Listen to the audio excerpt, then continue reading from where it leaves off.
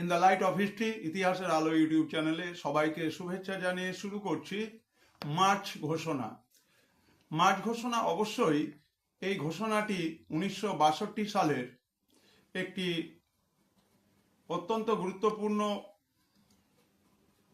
ঘোষণা, যে ঘোষণার মাধ্যমে আমরা দেখানোর চেষ্টা করেছি যে স্বাধীনতা পাওয়ার পর থেকে ফরাসিদের ফেলে দেওয়া স্থাবর অস্থাবর সম্পত্তি, ব্যবসায়িক কেন্দ্র, তাদের ব্যবহৃত মোটরযান, ব্যাংকের হিসেবপত্র, চাকরি প্রভৃতি দখলের জন্য আলজেরীয়দের মধ্যে ইঁদুরের দৌড় শুরু হয়েছিল, যাকে বলা হয় পেলমেল পার।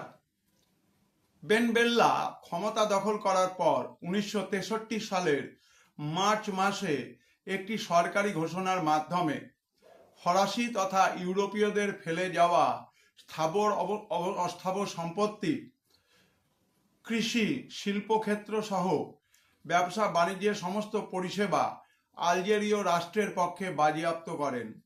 এই ঘোষণাকে আলজেরিয়ার ইতিহাসে মার্চ ঘোষণা বা মার্চ ডিক্রি বলা হয়।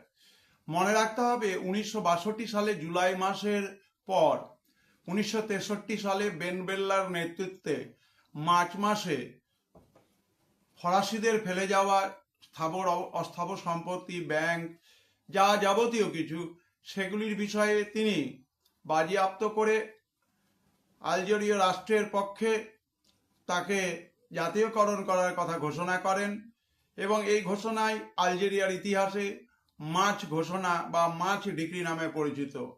এক্ষেত্রে জাতীয়করণ কথাটি পরিকল্পিতভাবেই তিনি সরিয়ে দিয়েছিলেন, অর্থাৎ জাতীয়করণ শব্দটি নিয়ে আলজেরিয়ার ইতিহাসে বিতর্ক হতে পারে, এই জন্য তিনি রাষ্ট্রের পক্ষে বাজেয়াপ্তকরণ শব্দটি ব্যবহার করেছিলেন। এই ঘোষণার নাম মার্চ ঘোষণা বা মার্চ ডিক্রি। অন্যান্য ভিডিওর আপডেট পেতে নজরে রাখো in the light off history ইতিহাসের আলো ইউটিউব চ্যানেল।